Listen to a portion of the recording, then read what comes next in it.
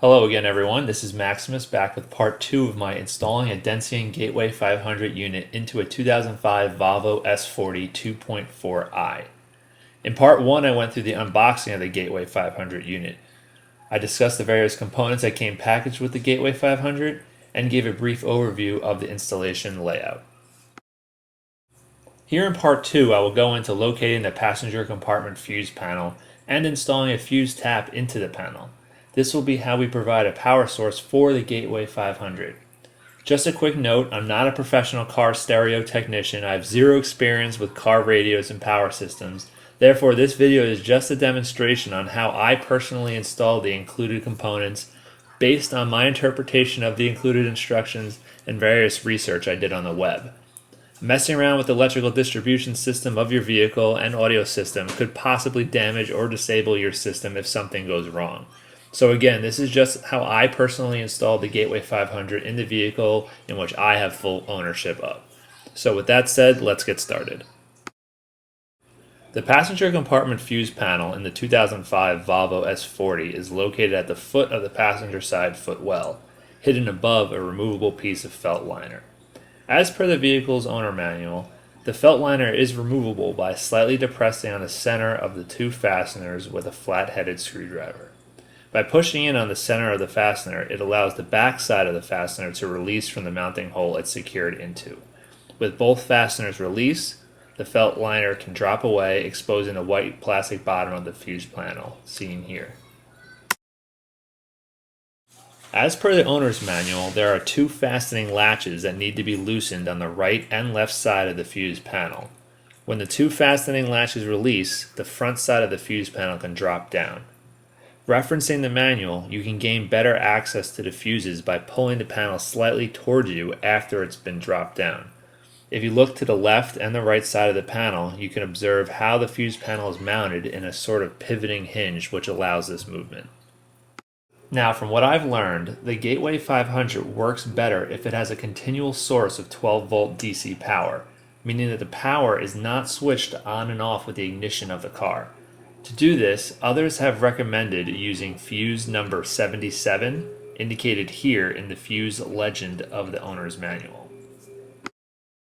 Fuse number 77 is described as what powers the optional 12-volt socket in the trunk and auxiliary equipment module.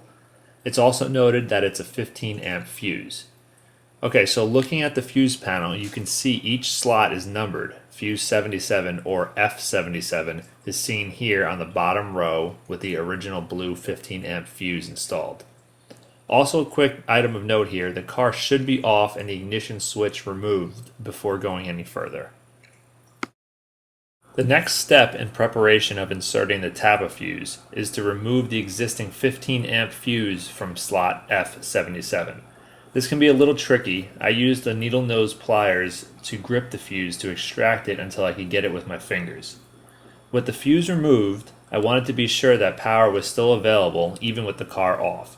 Therefore, I used an electrical multimeter to check for 12 volts DC.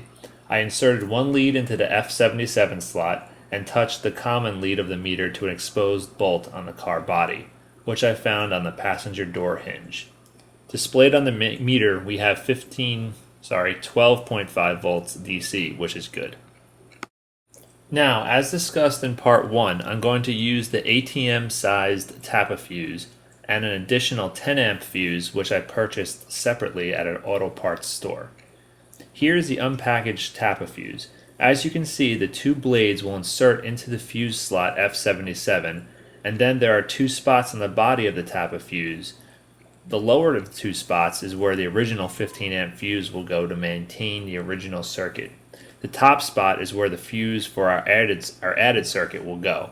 So this is where I inserted my purchased 10-amp fuse. Here's a quick tip. If you bought a pack of several fuses, there are some spare fuse holders on the front of the fuse panel. This is where I put the extra fuse I had. Alright, so now that you have your TAPA fuse all ready to go, you can go ahead and insert it into fuse slot number 77. Make sure to properly align it and then fully seat it down. Now, just to make sure everything is okay, I checked it again with my multimeter to make sure I had power. 12.5 volts DC, so we're good. If you didn't have any voltage, make sure your meter leads are touching metal within the crimp connector and the common lead is touching that door hinge bolt we discussed before. Also make sure that the tap of fuse is inserted and all the additional fuses are inserted all the way as well. Alright, this is probably a good stopping point. I'll pick up on wiring the Gateway 500 in part 3, but just to finish out this tutorial we need to close back up the fuse panel. You'll need to slide the panel back, again keeping in mind the pivoting hinges on the sides of the unit, and once fully pushed back you can swing the front back up. Get the two fastening latches to align and latch them in place. Next, prep the felt cover fasteners, making sure that the small plastic prongs on the back side of the fastener are recessed to smoothly go back into the mounting hole and pop back into place. Alright, so that will conclude this tutorial on how to tap a fuse. Obviously in this video I only went through how to tap the fuse to provide us with a point to draw power from. I hope this video brought some insight into the Gateway 500 install process, or just how to tap a fuse in the passenger compartment fuse panel. Again, in part 3, I'll go into wiring up the Dension Gateway 500 with power, removing the display module from the dashboard, interfacing the Gateway 500 into the audio fiber optic loop, and discreetly mounting the unit in my 2005 Volvo S40.